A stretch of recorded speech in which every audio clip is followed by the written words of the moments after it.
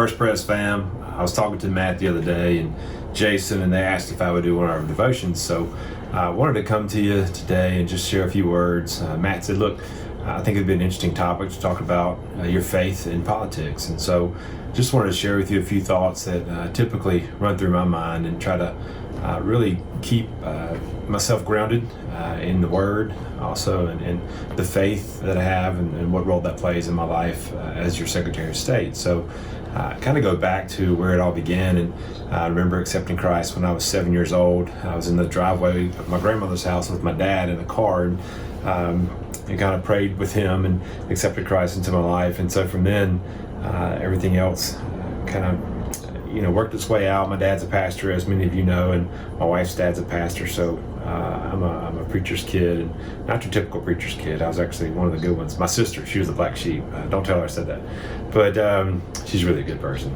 But I wanted to share just a few thoughts with you, kind of how I operate in the Secretary of State's office. And early on, my dad taught me. I remember when we came back from Baton Rouge, where he was in Bible college, really just to train my mind to think about the things of Christ first. And as you know, Matthew 6:33, seek ye first the kingdom of God and his righteousness, and all these things shall be added to you.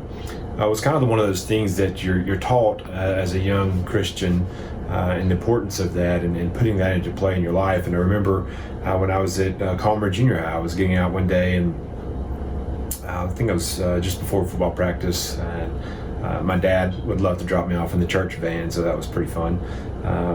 Pulling up in front of football practice or in front of school and getting dropped off in a big white church van was great for attention purposes. But I would go to school, and I always want to be cool, be the cool kid. And I remember my dad saying, look, son, the important thing is to keep God first. Everything else will happen and fall into place as long as God is the first thing in your life and that priority. And my mom did the same thing, kind of drilling that into my mind and making sure that was most important to me. And everything else would always fall in line. So in politics, those lessons you learn as a young child and a young Christian, making sure that you keep God first and your priorities, that's definitely one of the things that I would stress, how to keep your faith in politics and what's important to me as well. And then one of the verses, two verses I've always leaned on is Proverbs 3, 5, and 6. Trust in the Lord with all your heart and lean not on your own understanding. Acknowledge him in all your ways and he will direct your paths. I think that's so important, especially in politics. When I got elected, one of the first things that I would do was go to schools and talk to groups, young groups, and the kids would always ask, hey, look, what are you going to do next? What's next? You're in the state senate now. What are you going to run for next? And that's a question you often get in politics as a young politician. And so I've always told people the same thing, and I mean this. Look, I don't have a plan. I've always tried to kind of think about, look, if the Lord opens a plan, opens a door to somewhere, some office where I can do more than I am doing right now, and I pray about it and get a peace about it, then we'll take a good look at it. But I've always tried to remember that, trust in the Lord. He's going to direct your paths. Too many times in life we try to make our own plans, and many times those plans will fail if we aren't bathed in prayer and have that peace of mind. I remember when I was first running for office, one of the godfather of Jackson County politics, many of you probably know who this is, sat down with me and he said, Michael, look, just don't get beat too badly. And you've got to think at the time, I'm 27, 28 years old when I first started talking about running for the state senate. And anybody that would normally crush, and I'm not lifting myself up, but my faith and the prayer that I'd put into that decision, I just had a great peace about it. And I knew it was the right thing for me to do at the right time. And so many of the folks that I talked to about running at that point in time said, look, find an easier race to run. Even Senator Lott, one of the conversations we had, said, look, maybe find an open house seat. You could do that. But as many of you know, I ran against a 16-year incumbent chairman of the Finance Committee, and many people just said, Michael, that's not going to be able to be done. You're probably going to lose this, but stick around, you can win next time. And I just remember having the peace about praying through and trusting the Lord that he had directed me in that path. And so we were successful in that race. And I always remember just to, Michael, look, you didn't get here on your own. Too many things were stacked against you. The only way that you could have won this race is by God. And so having that faith of knowing how I got here, and same thing in this race to the Secretary of State's office. I had an opponent that had more money than I did, had more name ID than I did. I had a bigger district that he was running out of than I did. Typical and traditional politics would say, Michael, you can't win this race. But sitting down with Lauren and our girls and really having that same understanding of, look, when an opportunity presents itself where I feel like I can do more good, I'm going to pray about it. If I get a peace about it, then I'll run. And it doesn't matter who runs against you. If it's the Lord's will and if it's the Lord's plan, you're going to be there. So again, I remember people saying, Michael, this is going to be really hard for you to do. You're a state senator, doesn't have a whole lot of name ID, and you don't have a whole lot of money. So we had to raise money and run hard.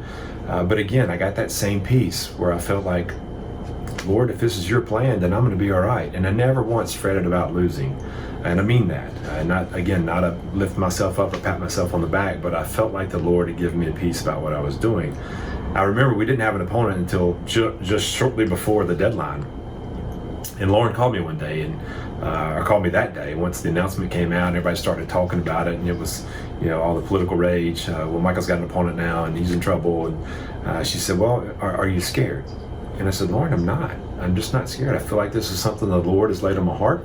I got a good peace about it. I'm going to run as hard as I can, and it doesn't matter who I'm running against. I'm going to run my race, and I'm going to try to, let the Lord be glorified in all that we do, because that's why we're here. That's why we exist. Seek ye first the kingdom of God.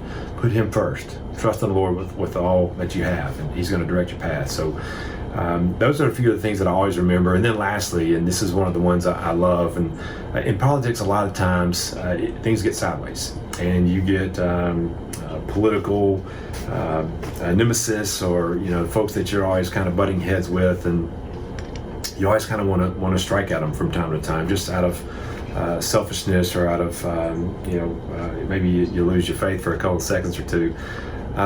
But when I was running the very first time, when I came out on election day, there was a quote, a Bible verse on the hood of my truck in a frame that Lauren had left for me. And it's one that I always remember, because again, the Lord is in control and He's sovereign. And no matter what's going on around us, He's in control. And so you always remember that. And I thought that many times through this campaign, running for Secretary of State, a statewide race was just grueling. It was tough. But I remember, no matter what happened, no matter what came out on TV, what ad came out, or what I heard on the radio about me, or that my opponent had said, I always just thought, okay, Lord, you're in control, you're sovereign. If I'm supposed to win this race, I'm going to win this race. But even if I lose, I'm going to be okay, because I had the peace that you put me here for a reason. So this verse always comes to mind, and it's Psalms 145:20. The Lord watches over all who love Him, but will destroy the wicked. So I don't say that to say the Lord is my weapon. Maybe He is, but to always try to remember that. Listen, you do what you can do. You do what you can control. You keep God first. You try to do the right thing at all times, and no matter what, He's going to be in control, and He is the one that will take care of things to the side, or folks that are trying to attack me. And I always just remember, just rely on that. And in your life as well, it doesn't have to be in politics, it doesn't have to be in business, personal life, whatever. The Lord is the one who will have the last say. And so always remember that. It doesn't have to be us attacking someone else, or trying to destroy our enemies. God will take care of that. So seek ye first His kingdom. Everything else will be taken care of. Trust in Him with all your heart, and He's going to direct your path. And always remember, He's going to fight your battles. He'll take care of your enemies. You do not have to do that alone. So I just want to encourage you. Those are the things that I kind of think through, and how I try to maintain my faith in politics. But above all, it's a love for Christ and understanding, listen, I do this for you. You have put me here. I have always been reminded, Michael, there's no way you could have won that first race, no way you could have won that second race without the Lord intervening. And so I just try to remember those things and keep that in mind, and live the faith, and share every time I get a chance to let people know it's not me. It is the Lord through me that has allowed me to do these things. So, and without my wife, many of you know Lauren. She's a better Christian than I am. She's better looking than I am. She's smarter than I am. She's a better politician than I am. And then our beautiful girls and our family, just the unit that we have, the cohesiveness and the support that I gain from them, and you, my church family. Thank you so much for your prayers. They are felt. I promise you that. But those are just kind of some of the things that I wanted to share with you. Thanks for checking in with us. And if you ever have questions to the Secretary of State's office, we want to be helpful.